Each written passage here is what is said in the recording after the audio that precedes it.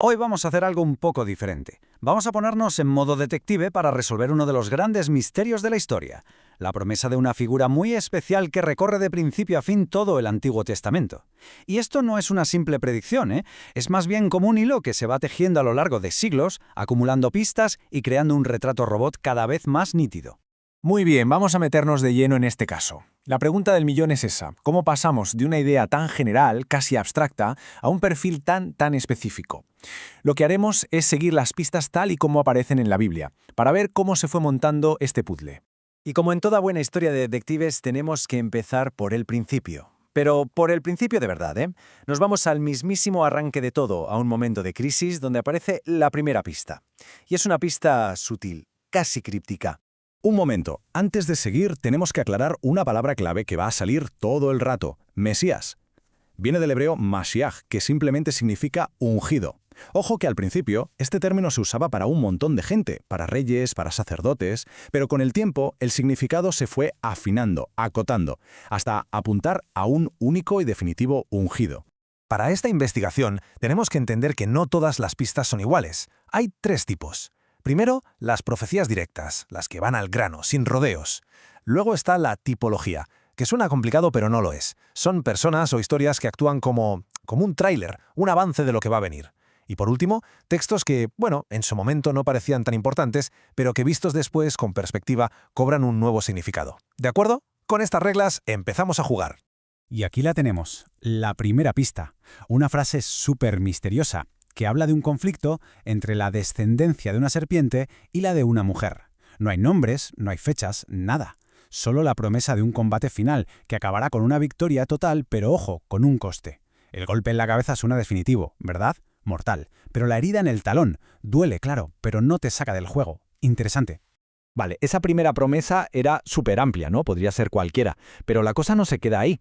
La investigación empieza a acotar el campo. La lupa se pone sobre una familia muy concreta. Y el foco de luz apunta a un hombre, Abraham. De repente la promesa cambia de escala. Ya no es solo alguien vencerá, ahora es a través de tu descendencia, de tu familia, se bendecirá al mundo entero.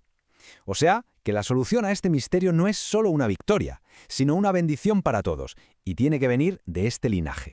Pero aquí viene lo más curioso de todo. No vale cualquiera que sea descendiente de Abraham. El guión es súper selectivo. La promesa se pasa a través de Isaac, y no de Ismael, y luego a través de Jacob, y no de Esaú. ¿Qué nos dice esto? Pues algo fundamental, que no es una simple cuestión de herencia de sangre. Hay un plan, una elección muy deliberada detrás de todo. Y ahora el caso se pone todavía más interesante. El relato nos empieza a dar un tipo de pista diferente. Vidas de personas, eventos históricos, que empiezan a funcionar como bocetos, como patrones que van añadiendo detalles al retrato robot del prometido. Fijaos en estos tres ejemplos. Primero, Melquisedec, un personaje súper enigmático que es rey y sacerdote a la vez. ¡Boom! Eso planta la idea de que quizás la figura final combine ambos poderes. Luego, José. Su vida es el patrón perfecto, sus hermanos lo rechazan, sufre una injusticia tremenda, pero al final es exaltado y acaba salvándolos a todos. ¿Suena familiar? Y por último, Isaac, el hijo amadísimo, el de la promesa, que está a punto de ser sacrificado y en el último momento aparece un sustituto. Ninguno de ellos es el prometido, pero su vida es como una pieza del puzzle, un rasgo que se añade al retrato final. Y llegamos a un momento clave, un giro de guión en toda regla. La promesa, que hasta ahora iba de familia en familia, de repente se vuelve real. De la realeza, vaya. Se ata para siempre a la familia del rey más famoso de Israel, el rey David. La pista es esta promesa que Dios le hace a David y es brutal. Tu casa y tu reino permanecerán para siempre. Tu trono será establecido eternamente. O sea que ya lo tenemos más claro. El prometido será un rey, descendiente de David, y su reino no tendrá fin. La cosa se pone seria. Esto ya no es un simple heredero, es algo que va más allá de la historia. Y si la promesa a David fue el titular, los salmos son como el artículo de fondo que te da todos los detalles. Fijaos cómo enriquecen el retrato de este rey. Se le llama Hijo de Dios, con poder sobre el mundo entero. Se recupera la idea de que será un sacerdote como Melquisedec. Y aquí viene la gran paradoja. Se habla de un rey justo que sufre muchísimo, pero que muchísimo, antes de su victoria final. El perfil se está volviendo súper complejo. Un rey poderoso que sufre. Y si pensábamos que ya era complejo, agarraos, porque llegan los profetas, especialmente Isaías, y le dan una vuelta de tuerca a todo. Justo cuando el retrato del Rey Todopoderoso parece que está terminado, nos presentan una figura que es, literalmente, lo opuesto, el siervo sufriente. Es que mirad el contraste, es alucinante. Por un lado, todo el mundo espera un rey con un gobierno para siempre, con autoridad, que traiga justicia. Y por otro, los profetas nos hablan de alguien que será rechazado, despreciado, que cargará con la culpa de otros, que sufrirá por ellos. La gran pregunta es, ¿cómo narices puede ser la misma persona? Este es el clímax del misterio. Y para resolver esta contradicción, los últimos profetas no nos dan una explicación teórica, nos dan más pistas. Pero esta vez son pistas súper concretas, como las últimas piezas de un puzzle, de esas que cuando las pones, de repente, ¡zas!, ves la imagen completa y todo encaja. Y aquí va una de esas piezas, el lugar de nacimiento, ni más ni menos. Y no es una gran capital, no es Jerusalén, es Belén, un pueblo pequeño, humilde. Esto es genial porque conecta la idea de un rey eterno con un origen súper modesto, un patrón que ya hemos visto antes, ¿verdad? Y otra más, sobre su gran entrada, el día de su presentación en sociedad, por así decirlo. No llegará con un ejército, en un carro de guerra, que va. Llegará humilde, montado en un simple asno.